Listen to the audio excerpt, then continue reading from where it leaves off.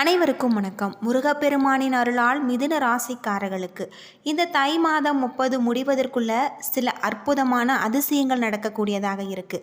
அதுக்கு நீங்கள் என்ன மாதிரியான ஒரு பரிகாரத்தை செய்ய வேணும், எப்படிப்பட்ட ஒரு வழிபாடுகளை செய்ய வேணும் அப்படிங்கிறத பற்றி முழுமையாக தெரிஞ்சுக்கலாம். வீடியோ ரொம்பவே பயனுள்ளதாக இருக்கும். அதனால் வீடியோவை கடைசி வரைக்கும் ஸ்கிப் பண்ணாமல் பாருங்கள். இது வரைக்கும் நம்ம சேனலை நீங்கள் இன்னும் சப்ஸ்கிரைப் பண்ணலைன்னா மறக்காமல் சப்ஸ்கிரைப் பண்ணிவிடுங்க. வாங்க வீடியோக்குள்ளே போகலாம். மிதுன ராசியில் பிறந்தவர்களுக்கு இந்த காலகட்டத்தில் அதிகமான ஒரு பலன்கள் கிடைச்சிருக்கு அப்படின்னு சொல்லலாம்.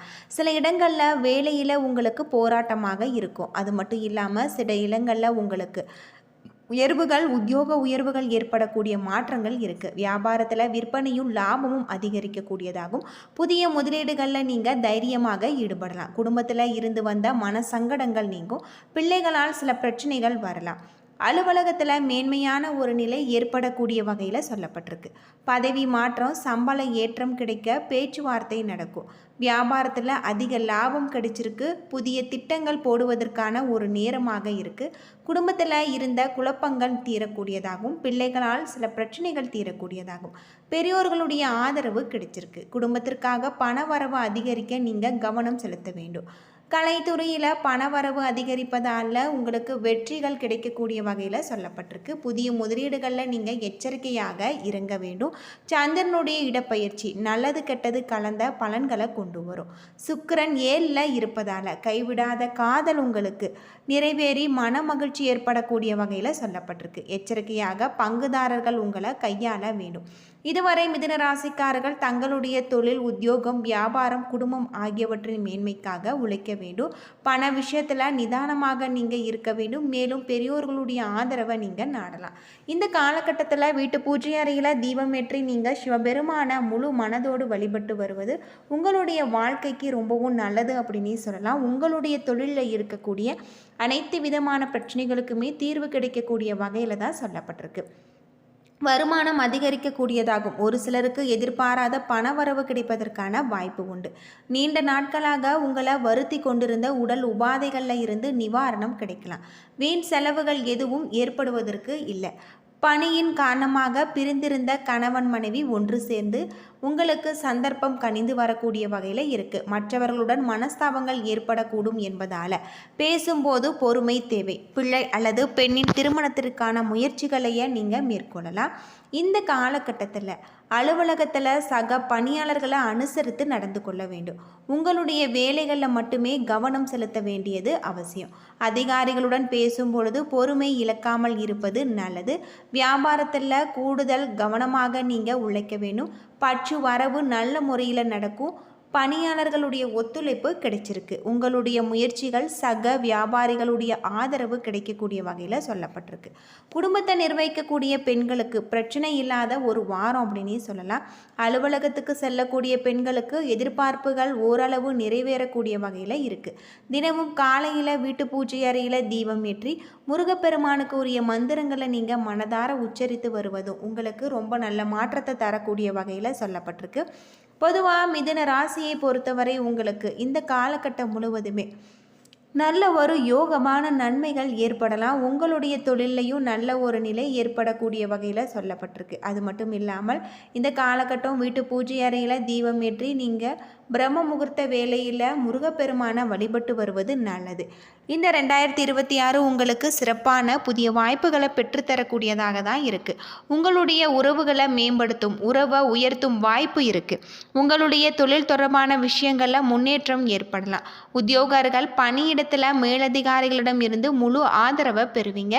உங்களுடைய நிதி கட்டங்கள் திறன்பட செயல்படுத்த முடியும். குழந்தைகளுடைய கல்வி மற்றும் ஆரோக்கியத்திற்கு நீங்கள் சிறிய அளவு பணம் செலவிட வேண்டும். உங்களுடைய மாமனார் வீட்டில் இருந்து நல்ல ஒரு ஆதரவும் மரியாதையும் உங்களுக்கு கிடைச்சிருக்கு. இந்த காலகட்டத்தில் உங்கள் துணை உங்களுக்கு ஆதரவாக இருப்பாங்க. வார இறுதியில் காதல் நிறைந்ததாக இருக்குது.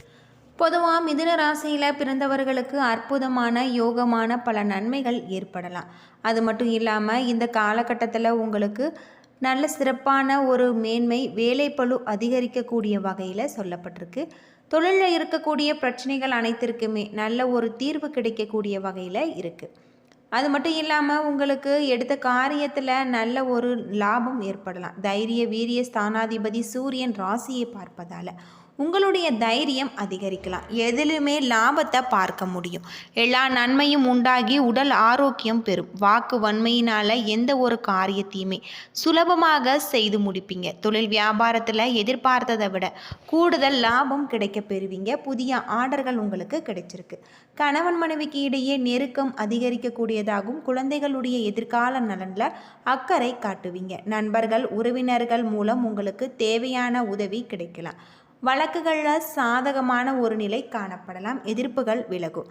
தாமதமாகி வந்த சுபகாரியங்கள் சிறப்பாக நடக்கும். பெண்களுக்கு சாமர்த்தியமான பேச்சின் மூலம் உங்களுக்கு வெற்றி காணக்கூடிய வகையில் இருக்குது. கலைத்துறையில் நீண்ட நாட்களாக இழுபறியாக இருந்த ஒரு வேலையை செய்து முடிப்பீங்க. அரசியல் முடிவுக்கு வரக்கூடிய வகையில் இருக்குது. மாணவர்களுக்கு எதிலுமே முன்னேற்றம் உண்டாகலாம். மிருக சிரிசம் 3-4 பாதத்தில் பிறந்தவர்களுக்கு கொடுக்கல் வாங்கல்ல நிதானமாக நீங்கள் செயல்பட வேணும்.